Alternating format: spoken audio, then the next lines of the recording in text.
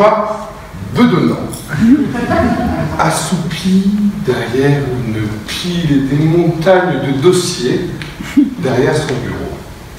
Notable, fils de notable, petit-fils de notable, peut-être et probablement père d'un futur notable, il est spéculateur chez Balzac, besogneux chez Courteline, cocu chez Feydeau, hilarant dans les tontons flingueurs, fort heureusement, et tous nous envient notre fameuse cravate. Cette profession, qui a plus de 800 ans, est exercée par des jeunes pourtant, même très jeunes. Une moyenne d'âge de 40 ans avec une quasi-parité homme-femme. Les journées ne se passent pas qu'à rédiger des testaments et des contrats de mariage. Le notaire, c'est un professionnel du droit immobilier, du droit de l'entreprise, du droit des affaires. Tout comme mon ami l'huissier que vous avez pu acclamer tout à l'heure, le terme de voleur nous est souvent attribué. Nous passons notre temps à rappeler que 80% des frais d'acte sont reversés à l'État. L'autre jour, j'alertais un client contre un gros risque d'ordre fiscal.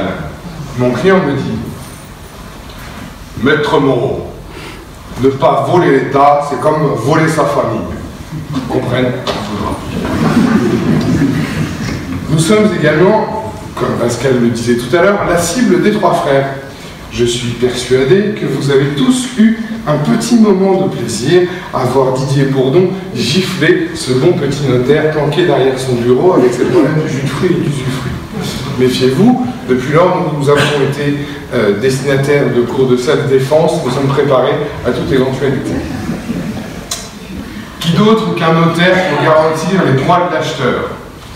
J'ai eu, dans ma maintenant courte carrière, la chance de faire la primeur des titres de Sud-Ouest, et l'article était intitulé « Une vente bien mystérieuse ».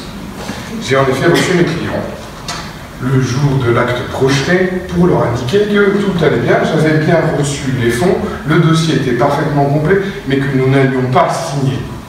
Devant le désarroi des vendeurs, j'ai dû leur indiquer que le bien qu'ils occupaient depuis plus de 15 ans appartenait pour la moitié du jardin et l'allée d'accès à leurs voisins.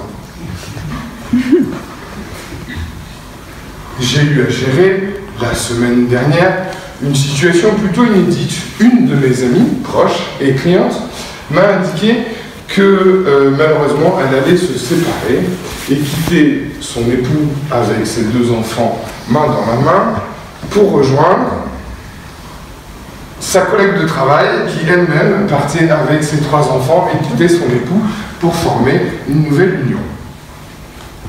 Qui trop méprise mal conseille. Le notaire protège les secrets.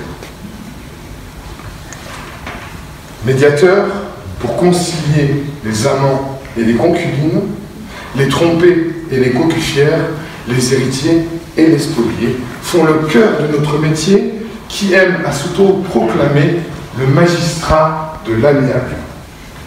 En matière de succession, excusez-moi, notre rôle est primordial également. La mort du géniteur, c'est la cristallisation des haines du passé. Et autant de grenades que tout d'un coup, les marmots peuvent se dégoupiller à la figure. Leur disparition sonne comme l'autorisation officielle de pouvoir se détester. C'est là où se vide le grand sac des rancœurs. Ça donne du moche, du pathétique et heureusement parfois un peu d'amusant. Vous savez que les testaments, comme on peut le voir dans les films, ne sont jamais ouverts par un notaire devant les clients.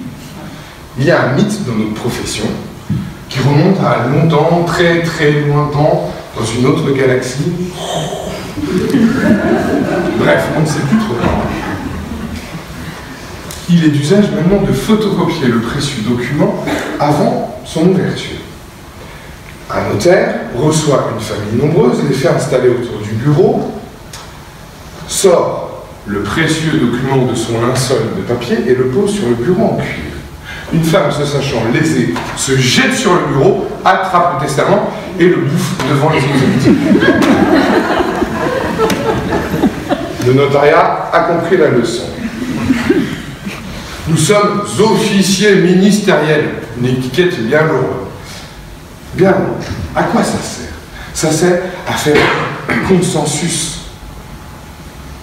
Autant vous dire, et ça va vous rappeler une histoire un peu récente, que les enfants désemparés par le décès de leur père, de constater surtout que l'essentiel de la fortune est dans la poche de la jeune épouse, ça tend un peu les débats en famille.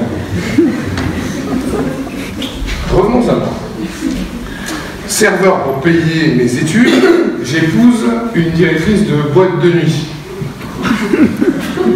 Ça fait un brin de tâche dans la profession, autant vous dire. Certains de mes confrères m'ont reproché ce statut de non-bordelais, non affilié à la profession, et un brin bringueur. Je l'admets. Commercial, arriviste, homme d'affaires, ce sont les qualificatifs que j'ai pu recevoir. J'avoue, j'en ai souffert, ne me sentant pas légitime, différent, en marge. Et pourtant, ma vision de ma profession certes détonne, mais se voit poindre la loi dite Macron, la fameuse. La réaction de la profession est faite d'effroi, stupéfaction et de départ précipité à la retraite de ceux qui critiquaient beaucoup tout. D'autres y voient une opportunité de développer leur savoir-faire. Offrir réactivité, accueil, écoute améliorée. Maintenant, vous signez vos actes sur des tablettes électroniques. Si vous appelez un notaire, vous ne signez plus sur du papier. Il se déplacera avec sa tablette pour vous faire régulariser. Le monde moderne est devant nous. Bref, cette réforme nous a permis de nous bouger, de ne pas rester immobiles. J'entre à la Chambre sous l'impulsion de mon président, Édouard Barthéjac, certes par la petite porte. Et quelques temps après, je suis nommé président de la commission de communication des notaires de la Gironde. Pas si mal, finalement, pour quelqu'un qui était en marge. La vérité, surtout pour être tout à fait honnête avec vous, c'est que mes pères m'ont également désigné comme officier de bouche. L'officier de bouche, sa mission est d'organiser les soirées du notariat, les barbecues et la commande du pinard, pour rester dans ma zone de confort. Revenons à la profession.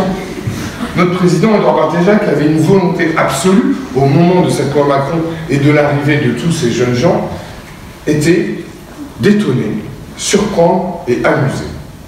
Il a donc souhaité que nous fassions faire une vidéo que je vous laisse découvrir tout de suite.